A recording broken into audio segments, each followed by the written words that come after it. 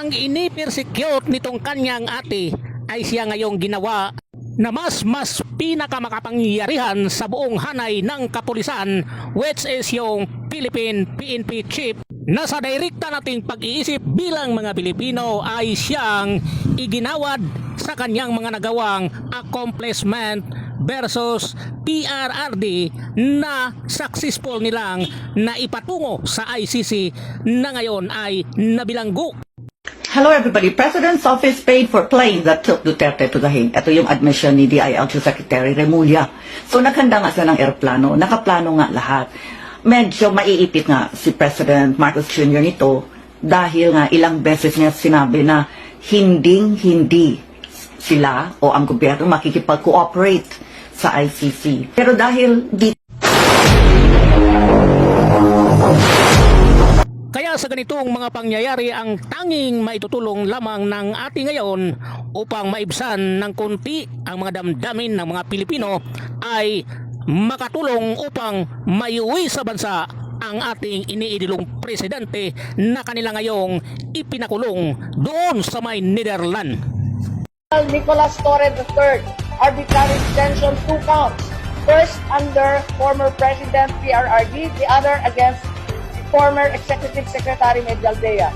Secondly, violation of RA 7438 for not allowing VP Sara to enter as counsel and as immediate family and forcing former President Duterte's lawyers to leave him. Violation of 1319, allowing himself to be induced or persuaded to perform an act in violation of laws, regulations, and rules in connection with his official duty. Fourthly, grave misconduct and conduct prejudicial to the best interest of public service. Everything is okay lang yan. Makapal ang ating balat at yan ay kayang-kaya nating palampasin yan.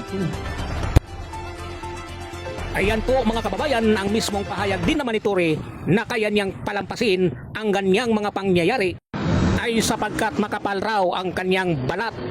Ang ibig yata sabihin dito ni Torre, yung mismong hinampas siya ng cellphone nitong si Hanilit Abansinya yata noong inaresto niya si PRRD.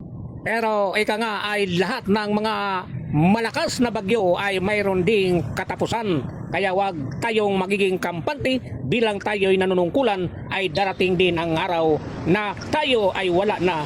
Diyan sa ating tinitindigan ngayon ang siyang makapangyarihan ng buong. Ito mga kababayan ang hindi natin masisisi ang pagpersecution ni Senator Amy Marcos laban kay Torre sapagkat kitang-kita naman ng lahat ng mga Pilipino ang pinaggagawa nitong pulis na ito. At sa mga pangyayaring ito ang direktang maisip ng bawat isang Pilipino. At sa ganitong mga hakbang bilang isang senador ng bayan, ang siyang layunin ng ating butihing senador rito ay ang iwasto ang maling nagawa ng kanyang bunsong kapatid, which is yung nanunungkulan ng bayan ngayon, ang ating President Bongbong Marcos. Pero mga kababayan, sa halip na ito ay bigyang pansin ng kanyang bunsong kapatid, yung ating Pangulo ngayon ay ang ini-persecute nitong kanyang ate ay siya ngayong ginawa na mas pinakamakapangyarihan sa buong hanay ng kapulisan, which is yung Philippine PNP chief, na sa direkta nating pag-iisip bilang mga Pilipino ay siyang iginawad sa kanyang mga nagawang accomplishment versus PRRD na successful nilang naipatungo sa ICC na ngayon ay nabilanggo.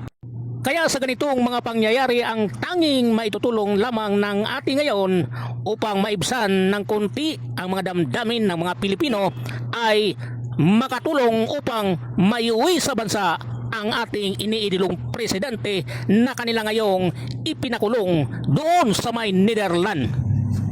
Nicolas Torre III, arbitrary detention, 2 counts. First under former President PRRD, the other against former Executive Secretary Medialdea.